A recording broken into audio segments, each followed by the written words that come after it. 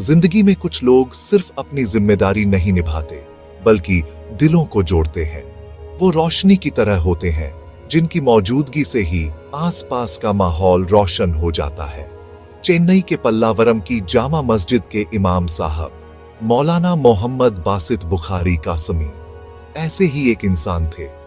वो सिर्फ एक इमाम नहीं थे, बल्कि उस समाज की रूह थे।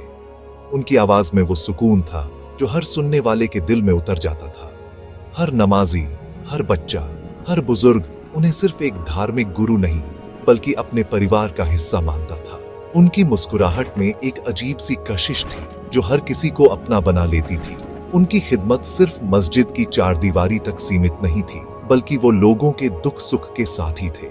इमाम साहब की जिंदगी बहुत सादा थी, लेकिन उनके इरादे बहुत बुलंद थे।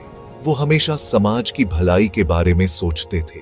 बच्चों को सही तालीम मिले, नौजवान सही रास्ते पर चले और लोगों के बीच मोहब्बत बनी रहे, यही उनकी सबसे बड़ी फिक्र थी। वो हर किसी से बड़ी नरमी और प्यार से मिलते थे। कभी किसी ने उन्हें ऊंची आवाज में बात करते नहीं सुना। उनका दरवाजा हर किसी के लिए हर वक्त खुला रहता था। कोई अपनी परेशानी लेकर आता तो वो उसे बड़े ध्यान से सुनते और उसका हौसला बढ़ाते। उन्होंने अपनी जिंदगी का हर पल, हर लम्हा लोगों की सेवा और खुदा की इबादत में लगा दिया।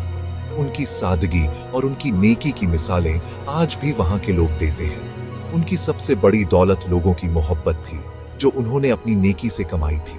वो सिर्फ नमाज नहीं पढ़ाते थे, बल्कि जिंदगी जीने का सही तरीका भी सिखाते थे।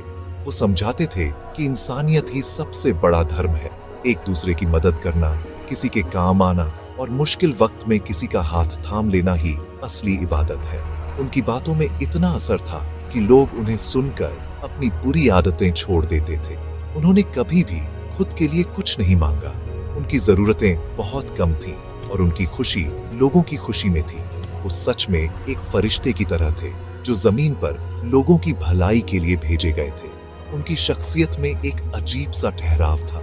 वो भीड़ में भी अलग नजर आते थे।